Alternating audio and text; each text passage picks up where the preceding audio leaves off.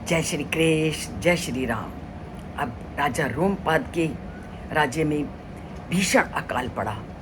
और जब कोई ऐसी विपदा आती है तो हमारे शास्त्रों में, हमारे ग्रंथों में उस विपदा को दूर करने के बहुत से उपाय भी हैं और ऐसा हम करते भी हैं। अब अपने को देख लीजिए, जब जब हम पर संकट आता है तो जो भी लोग हमें, जो भी रास्ता, जो हमारे जो श्रेष्ठ लोग हैं या उस तथ्य को जानने वाले हैं, हम उनसे रास्ता पूछते हैं कि अगर ये संकट आया है तो इस संकट को दूर करने का कोई ना कोई रास्ता तो होगा। और जैसा जैसा हमें हमारे से श्रेष्ठ लोग उस रास्ते के बारे में बताते हैं, हम उस रास्ते का, उस नियमों का पालन करने का प्रयत्न करते हैं। ठीक यही स्थिति राजा रोमपाद के पास थी। राजा रोमपाद के राज्य में जब भीषण संकट आया तो उन्होंने भी अपने से श्रेष्ठ या शास्त्रों को जानने वाले, नियमों को जानने वाले और इस परिस्थिति से परिचित लोगों से राय मांगी।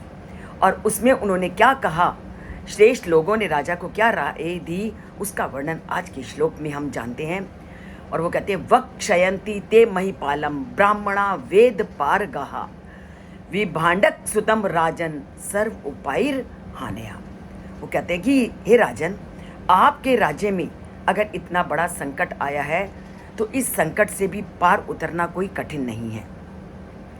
तुम विभांडक के पुत्र को अपने राज्य में लाओ और जब विभांडक का पुत्र आपके राज्य में आएगा और वो जो जो आपको इस विपत्ति से पार उतारने का उपाय बताएगा, आपको उस उपायों को करना है और आपके राज्य से ये जो संकट आया है ये पूरी तरह से समाप्त हो जाएगा।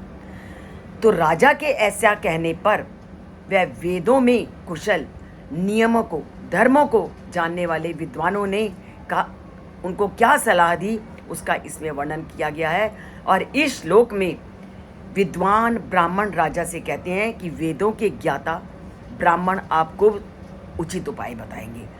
हे राजन, आप विभांडक ऋषि के पुत्र ऋषिशृंग को किसी भी प्रकार से यहाँ पर लाओ। उनके आने से राज्य में पड़े संकट का समाधान होगा और वर्षा होने से प्रजा जिन संकट से, जिन कष्टों से जूझ रही है, उनका वो कष्ट, उनका वो संकट दूर होगा। तो ये श्लोक हमें क्या बताता है कि कठिन परिस्थितियों में विद्वानों की सलाह का पालन करना चाहिए तथा लोक कल्याण के लिए हर संभव प्रयास करना चाहिए। राजा का प्रथम कर्तव्य अपनी प्रजा की सुख और कल्याण का ध्यान रखना है। कष्ट आते हैं, आएंगे, और पर उन कष्टों का निवारण भी हमारे ग्रंथों में बताया है।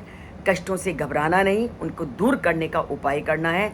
यही ये श्लोक हमें सीख देता है कि हर एक चीज़ का समाधान है अगर उस समाधान को हम ढंग से करेंगे। इन सब तथ्यों को जानिए, चैनल से जुड़िए, परमात्मा से अपना नाता जोड़िए और जीवन में आने वाली हर परिस्थितियों को सामना करने की शक्ति को अपने अंदर लाइए और जीवन को सुखमय बनाइए। चैनल को सब्सक्राइब कीजिए, सब्सक्राइब नहीं किया, और लाइक का बटन दबाते जाइए। राम जी से नाता जोड़ते जाइए।